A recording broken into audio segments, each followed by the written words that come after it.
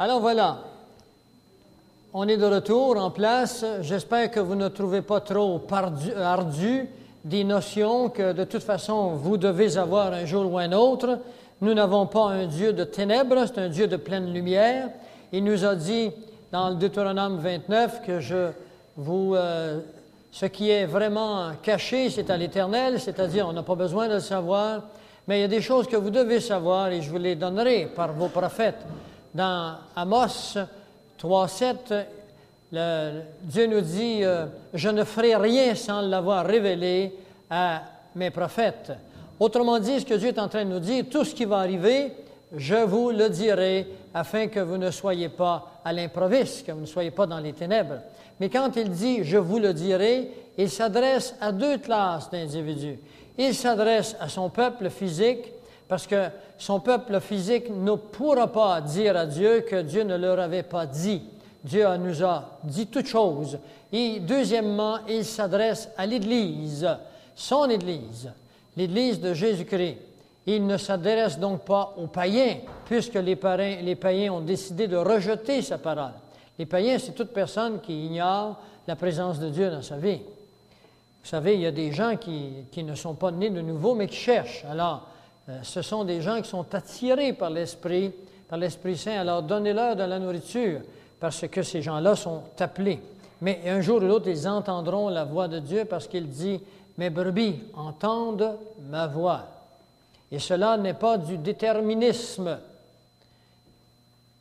Alors, je voudrais maintenant vous dire qu'il y a sur la table en avant ici une bonne vingtaine de livres, je pense bien, plus que ça. Et ces livres-là, ce sont des documents que j'utilise. C'est une partie des livres que j'ai qui sont uniquement sur l'eschatologie, sur d'autres doctrines, les doctrines de la grâce, doctrines du salut. Il n'y a aucun livre là. Ici, c'est entièrement sur l'eschatologie, c'est-à-dire les événements à venir. Et vous allez voir toutes sortes de choses ici. Vous allez voir même les UFO, les soucoupes volantes, parce que la Bible nous parle des soucoupes volantes, et nous allons en parler un petit peu aujourd'hui. La Bible nous parle de la guerre atomique. Les cieux seront embrasés, les éléments seront embrasés. Et puis, finalement, je voudrais vous dire qu'un chrétien, ce n'est pas quelqu'un dans son coin qui s'ennuie. Un chrétien, c'est quelqu'un qui est plus conscient que la plupart des gens sur ce qui va venir, sur ce qu'il est, où il va, comment il doit le faire, quel est son comportement. Et puis, nous vous invitons à vous procurer les cassettes que nous avons faites. Si nous n'avons plus, donnez-nous vos noms, vous pourrez les avoir. Il y a une cassette qui s'appelle « La Bible, la foi et le salut ». Elle dure 1h30 et vous aurez tout sur, l'essentiel. Vous aurez tout sur l'essentiel. C'est quoi ça, la Bible? Comment puis-je me fier à ça, la Bible? Et ensuite, vous aurez sur la foi. C'est quoi la foi? Ce n'est peut-être pas ce que vous pensez, la foi. Parce que de nos jours, tout le monde dit qu'ils ont la foi. J'écoutais un artiste à la télévision à un moment donné qui disait « Ne fût-ce été de ma foi, je n'aurais jamais passé à travers les problèmes qu'elle avait. » Et puis elle contait qu'elle était allée visiter une personne qui l'avait tiré aux cartes 2 fois. Alors, le mot foi, ça ne veut plus rien dire.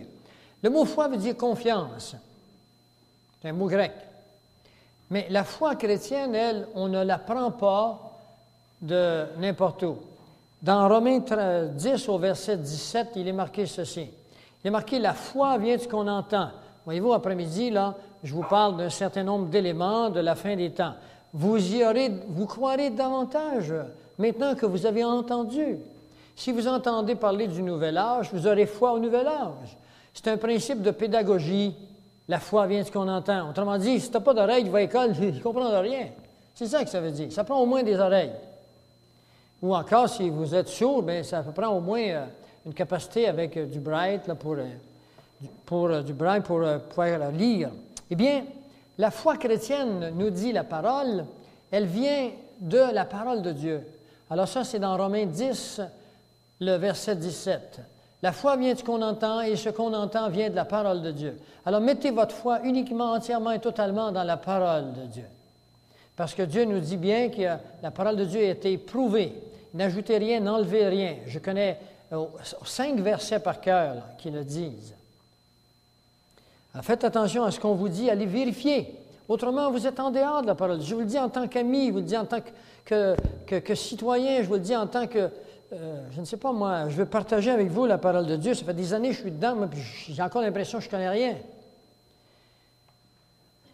Je voudrais partager avec vous maintenant 10 versets cet après-midi qui ont affaire avec l'eschatologie, c'est-à-dire avec la fin des temps. Des versets que vous soyez dans la parole de Dieu depuis 10 ans ou que vous arriviez aujourd'hui, la plupart des gens que j'ai connus qui sont dans la parole de Dieu ne connaissent pas la vraie signification de ces versets. Et je voudrais les placer devant vous, vous les expliquer. Et quand vous regarderez encore une fois la fameuse télévision, la radio, les journaux, vous pourrez voir maintenant ce que vous ne pouviez pas voir au préalable parce que vous n'aviez pas l'instrument pour voir. Celui qui a des problèmes avec ses yeux, c'est qu'il prend une lunette spéciale, il ne voit bien qu'avec ses lunettes. Et de la même façon, si vous ne connaissez pas la parole de Dieu, vous ne pouvez pas le voir. D'abord, je voudrais vous parler d'un livre que j'ai ici qui s'appelle « The New World Order », le nouvel ordre mondial, corruption au Canada. Ce livre a été écrit par le professeur Robert O'Driscoll et Elizabeth Elliott. Robert O'Driscoll a écrit 20 classiques des presses de l'Université d'Oxford, l'Université de Toronto, l'Université de Macmillan de Londres, Macmillan du Canada, Maclean Hunter. Enfin, je ne sais rien de vous dire tout ça. Cet homme est un professeur de littérature anglaise à l'Université de Toronto. Et puis, Robert O'Driscoll, vers les années 89, a découvert certaines associations au moment où il était en Angleterre, avec les gouvernements mondiaux, leur contrôle, puis il a dit « Hey, mais c'est-tu possible? » Alors, il s'est mis à faire de la recherche, comme j'en fais. Mais lui, ça l'a touché d'une façon telle qu'il s'est dit « Ça n'a pas de bon sens ce que je découvre là. » Alors, il a écrit à 15 universités, parce que c'est un homme qui donne des conférences dans beaucoup d'universités mondiales, anglaises, surtout parce qu'il parle anglais, j'imagine, ses livres sont en anglais. Les livres sont tous en anglais. Il n'y a rien en français, très peu de choses en français. Je suis allé en France l'année dernière, j'ai donné un petit cours sur l'eschatologie un après-midi, et puis les gens étaient là, comme s'ils n'avaient jamais entendu parler d'eschatologie. J'ai été renversé de voir l'ignorance qui existe sur l'eschatologie, même dans le monde évangélique chrétien. Je trouve que le Seigneur dit, quand vous verrez ces choses, levez la tête. Alors, il faut qu'on les regarde, ces choses, qu'on les voit. Et il dira à son peuple, il dit, vous êtes hypocrites. Il dit, vous savez, quand le soleil se couche, la couleur du soleil, qu'est-ce qu'il va faire comme température demain? Et vous ne voulez pas savoir quand est-ce que les choses vont arriver. Alors, je ne vous traite pas d'hypocrite, moi. Je vous dis simplement que le Seigneur vous invite à connaître les événements parce que nous sommes appelés à connaître la lumière totale. Nous sommes des enfants de la lumière si vous êtes croyants. Et non pas dans les ténèbres. Mais souvenez-vous de ceci, la lumière, lui, dans les ténèbres, et les ténèbres ne l'ont pas reconnu. Alors, ne vous placez pas du côté de ceux qui ne reconnaissent pas la lumière. Placez-vous du côté de ceux qui la reçoivent. Alors, ce qu'il a fait, Robert O'Driscoll, il a écrit dans 15 universités s'il y a des gens qui se prêtaient avec lui à faire des recherches. Il y a eu 100 réponses. 100 individus ont répondu avec lui qu'ils voulaient faire des recherches. Alors, il se mettra à faire des recherches, puis il publiera sur les journaux, par les presses de l'université, ses recherches, et arrivera chez lui devant sa porte des documents secrets, toutes sortes de choses, des automobiles qui passeront, qui rouvriront la vitre, puis qui tireront un sac dans sa cour. Puis finalement, il a composé 3 livres aussi épais que celui-ci. Celui-là, il est sorti au mois de janvier 1995. Apparemment, je suis le premier au Québec à l'avoir eu. Parce qu'il n'est pas dans les librairies, il se fait enlever immédiatement. Et ce livre dit exactement tout ce que je vous conte ici aujourd'hui. Il ne parle pas de la Bible autant que moi j'en parle parce qu'il y a trop de choses. Lui a pris l'aspect dans le monde. Et puis il a même introduit d'autres auteurs dedans qui sont versés dans les sujets du gouvernement mondial. C'est spécialement les gouvernements mondiaux, mais il me semble que cet homme me semble être un croyant parce qu'à tout moment, il place un verset biblique. Alors, il est difficile de placer un verset biblique et ne pas être un croyant en Dieu. Alors, je vous conseille d'acheter ce livre et je voulais vous en parler parce que je veux que vous sachiez que je ne parle pas à travers mon chapeau, je ne parle pas en fonction de ce que je pense. Parce que ce que je pense, moi, c'est mon opinion. Et ce que vous pensez, c'est votre opinion. Moi, je voudrais vous donner l'opinion de Dieu. Et tant qu'aux faits que je vais apporter face à vous, et ça, c'est des faits. Je n'ai rien à voir avec ça, moi. Et c'est pour ça que moi, en tant que personne, j'ai placé toute ma confiance dans la parole de Dieu, qui s'est jusqu'à date, en tous les cas, montrée fidèle, loyale, digne de confiance. Et puisqu'elle l'a été depuis 2000 ans, ne changera pas beaucoup pour encore quelques années, surtout devant l'arrivée des événements annoncés dans la parole de Dieu. Alors, nous allons aller dans un petit prophète. Il y a 12 petits prophètes dans l'Ancien Testament. Cet hiver, nous avons étudié avec un groupe tous les petits prophètes de l'Ancien Testament, verset par verset, et aucun d'entre eux ne parle pas de l'époque dans laquelle vous et moi venons d'entrer.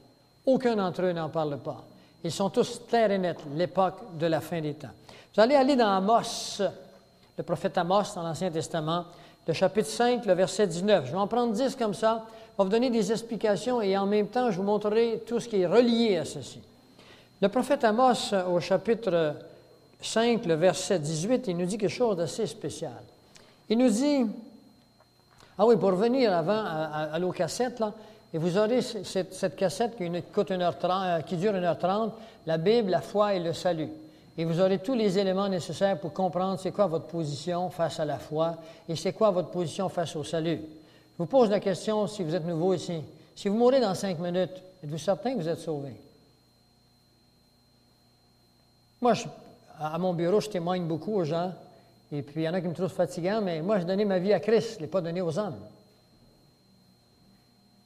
Et je leur demande, si vous mouriez dans 5 minutes, où est-ce que vous allez? La plupart des gens me disent, je ne sais pas. Ou encore, ils me disent, je pense que j'irai au ciel. Et je leur demande, si vous allez au ciel, sur quoi vous basez-vous pour dire que vous allez au ciel? Et la réponse est unique, toujours la même. J'ai fait une bonne vie. Et je vais vous montrer dans un instant que cette base qui a été ma base pendant des années de temps et qui a été ma source de culpabilité en même temps, cette base est impossible. Elle est non biblique. Elle ne répond absolument pas aux critères de Dieu. Je vais vous montrer ce qu'il faut faire pour être sauvé. C'est beaucoup plus facile que vous le pensez, puis c'est beaucoup plus dur que vous le pensez. Je suis embêtant, hein?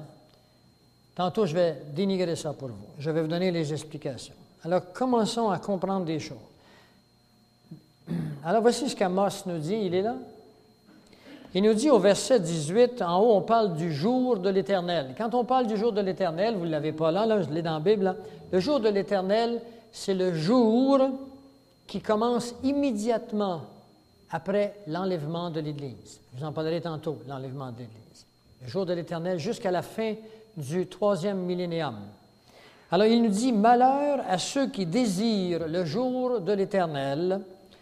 Qu'attendez-vous du jour de l'Éternel?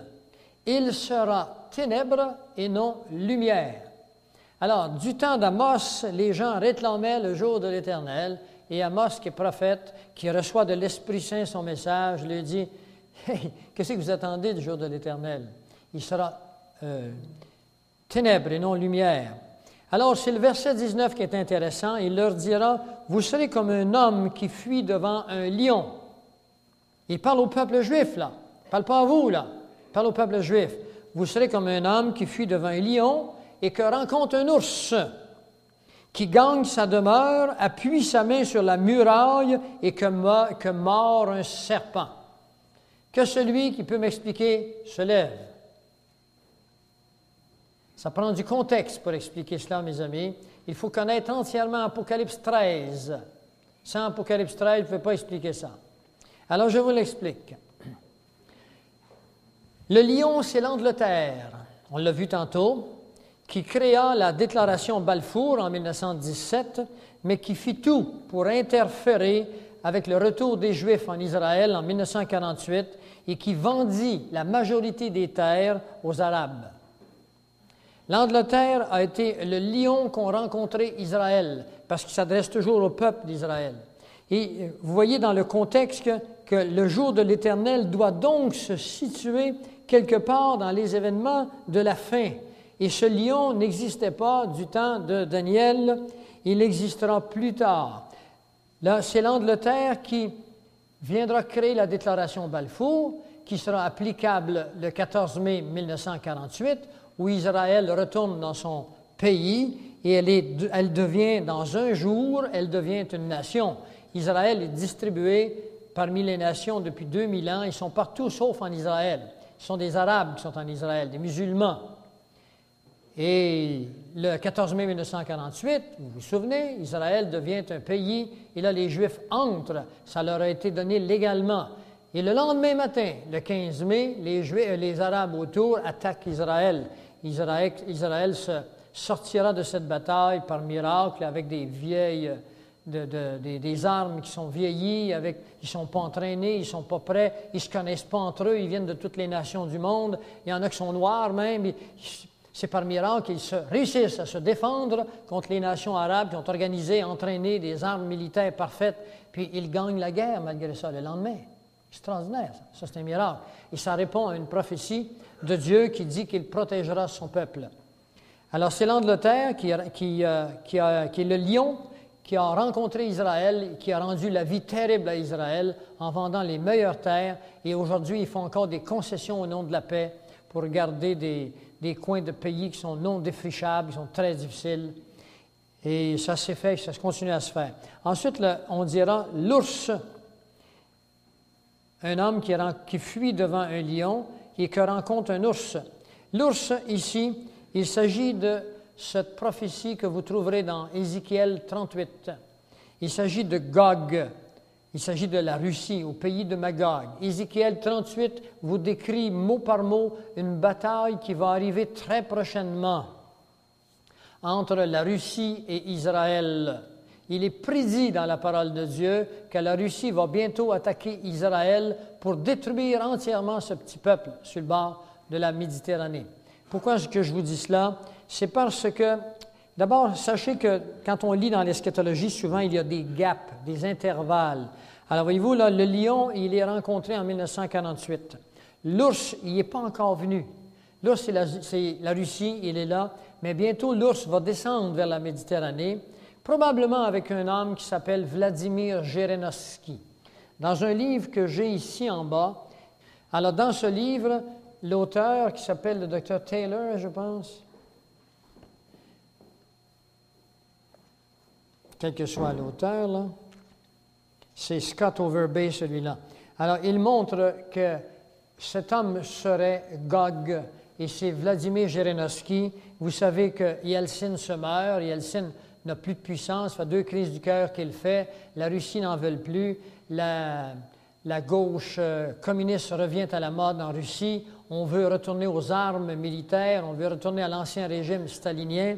Et cet homme a promis que Adolf Hitler serait un dictateur miniature en comparaison de lui. Et la première chose qu'il fera en arrivant au pouvoir, dit-il, ce sera de détruire ce petit peuple sur le bord de la Méditerranée. Pourquoi Hitler voulait-il absolument détruire les Juifs? Pourquoi la Russie veut détruire les Juifs? Pourquoi tout ce monde dans le passé veulent-ils détruire les Juifs?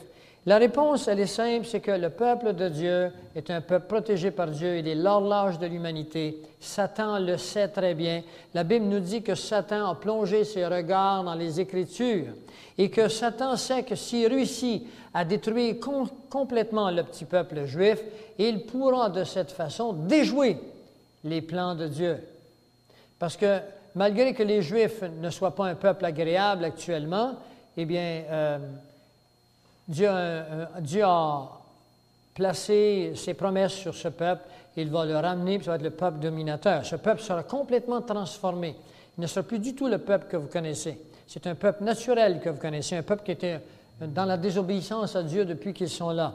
Mais Dieu honore sa parole. Il veut nous montrer qu'il est fidèle. Il se sert du peuple hébreu. Alors, le lion, l'ours, c'est la Russie qui attaquera bientôt Israël. Vous le verrez mot par mot dans Ézéchiel 38. Et ensuite de ça, la muraille. Et ensuite, il dit qu'il gagne sa demeure, appuie sa main sur la muraille. Vous savez bien que la seule chose qui reste du temple de Salomon en Jérusalem, c'est la muraille, le mur des lamentations. Et c'est pour ça que Dieu le savait qu'un jour il serait détruit et qu'il a gardé ce terme, la muraille, et qu'il rencontre un serpent. Alors, il s'agit du peuple qui retourne à Jérusalem. Jérusalem est le centre. Et que mord un serpent. Eh bien, ce serpent, vous le trouvez dans Genèse 49, le verset 16 et 17. Genèse 49, le verset 16 et 17. Il est marqué ceci. Dan jugera son peuple. Vous savez que les tribus d'Israël ont été perdues, dispersées aux quatre coins du globe, et puis qu'ils retourneront en Jérusalem. Ils ont commencé, et que la tribu de Dan est la tribu la plus perdue. C'est la tribu qui a été la plus mondaine de toutes les tribus. Il y a des tribus comme les Lévitiques, par exemple, la tribu de Lévi, qui a gardé son caractère. Quand vous allez dans des grandes villes, vous voyez les Juifs avec des boudins, puis des lunettes, puis un petit chapeau sur le bout de la tête. Dieu a permis que la tribu de Lévi ne perde pas le caractère de grand prêtre. La prêtrise existait uniquement dans l'Ancien Testament. Dans le Nouveau Testament, la prêtrise est entièrement abolie. Jésus a été le dernier des prêtres. Toute prêtrise actuelle est une abomination aux yeux de Dieu. Jésus-Christ est votre prêtre. Vous le verrez dans Hébreux 7, Hébreux 10, Hébreux 12.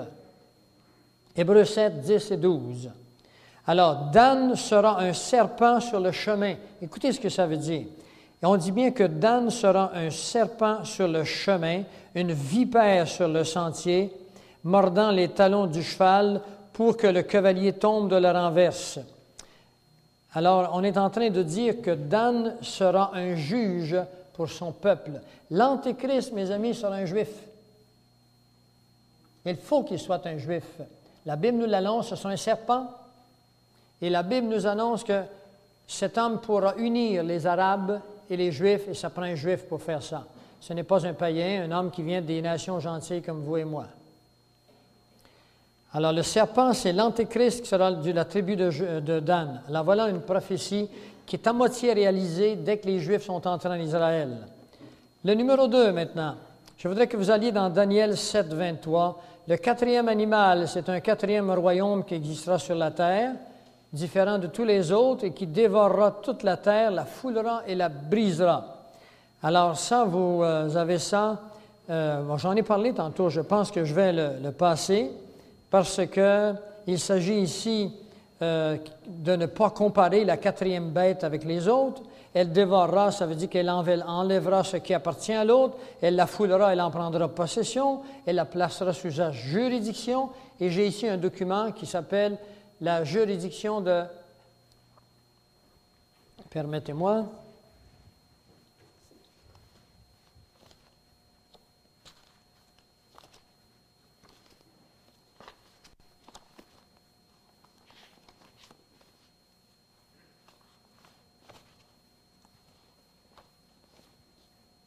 C'est un document qui est épais comme ceux-ci et qui contient toute la juridiction pour la Fédération de la Terre. Ce n'est pas des projets à venir, c'est des projets qui sont tous faits. Ils attendent le jour J. Un bon jour, très bientôt, vous verrez qu'il va y avoir un crash économique dans tout le monde occidental. Et à partir de ce crash économique, c'est là qu'ils installeront leur nouveau système. Et toute la juridiction est prête, et je l'ai chez moi, c'est des pages et des pages. Comment ils vont administrer les gens, ils vont séparer les familles, les enfants, ils vont les mettre ailleurs, les parents... Ils vont faire des séparations, comme ce fut quand le Babylone est entré à Jérusalem, qui ont séparé les Juifs, comme ce fut lorsque les Américains sont allés chercher les Africains et les mettre sur des bateaux pour faire des esclaves. C'est la même chose qui s'en vient ici. Mais vous n'avez pas à avoir peur. Je vais vous faire comprendre pourquoi dans un instant. Ensuite, brisera ou divisera. Je vous ai dit que la terre a été topographiée en 10 biorégions et en centaines de milliers de parties numérotées. Je pense que j'ai oublié quelque chose ce matin. Il y a un type dans la salle ici qui s'appelle André, là. André, tu m'entends? Tu te souviens quand tu m'as conté, pas André Gingras en arrière, André Bergeron, quand ton frère, qui s'appelle ton frère Yvan, un jour est apparu chez un monsieur ici qui demeure à Saint-Bruno, un type du gouvernement qui est allé voir son frère. Et puis, il avait une petite machine, puis il lui a demandé les numéros de sa compagnie, et ainsi de suite. Puis là, il s'est en allé dehors, puis Yvan s'est approché de lui, puis il rentrait les numéros de sa compagnie avec un petit appareil, avec une petite antenne. Et là, et on lui a demandé, qu'est-ce que vous faites? Il dit, je suis en train de rentrer le numéro de compagnie, ce que tu fais, ton emplacement sur satellite en haut. Bon, oui, c'est des satellites qui appartiennent aux Nations unies. En fait, Américains, Canadiens, vous pensez, à nos yeux, ça existe. Mais non, ça n'existe pas à nous, c'est à eux. Ils ont des milliards pour réaliser le plan et des milliards qui viennent de l'argent de la drogue. Et c'est pour ça que la drogue, elle ne finira jamais. Il faut qu'elle continue. C'est de l'argent blanchi par les Nations unies, par les organismes en place pour payer leurs dépenses. Maintenant, ce que je veux vous dire, c'est que mon gendre vit en France.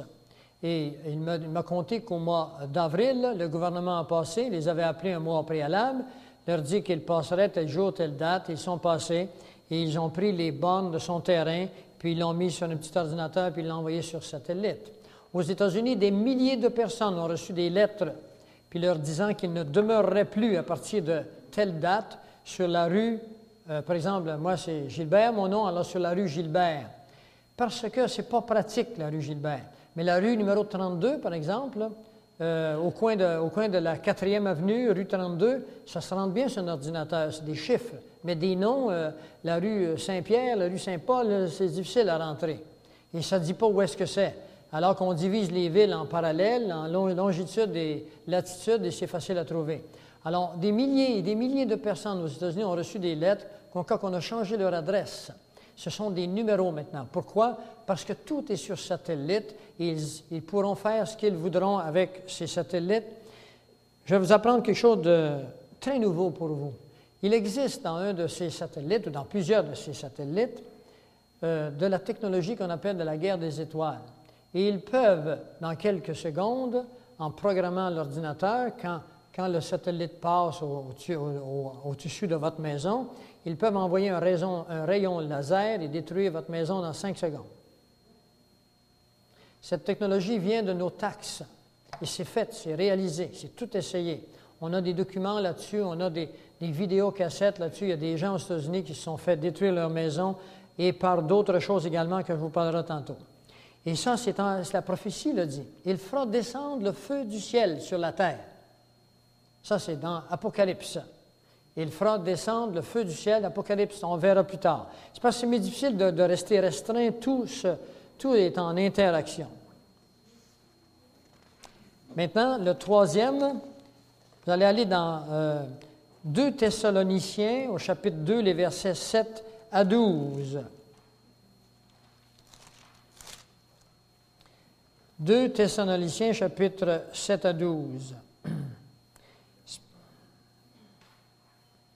Alors je le lis. « Car le mystère de l'iniquité agit déjà, il faut seulement que celui qui le retient ait encore disparu. » Et le mystère, qu'est-ce qui le retient? Bien, nous sommes sous la grâce, c'est l'Esprit Saint, c'est la présence de l'Église dans le monde. Le Seigneur nous a dit que nous sommes le sel de la terre. Et quand le sel ne salera plus, ce sera la fin. L'iniquité, ça veut dire le mal dans le monde, atteindra son plus haute sphère de propagation le jour où des chrétiens comme moi et comme vous ne contesteront plus contre l'iniquité qui s'établit dans le monde. Vous savez que dans nos écoles dites chrétiennes, ici, on enseigne l'évolution. Moi, je traite des adolescents qui me trouvent bien biaisés quand je dis que nous avons été créés. Ils croient que nous sommes le fruit de la Terre a 4,5 à 5 milliards d'années, l'univers 16 milliards d'années. Les croissants leur enseignent ça. Passer leur examen, il faut qu'ils le fassent. Puis ce sont supposés des écoles chrétiennes.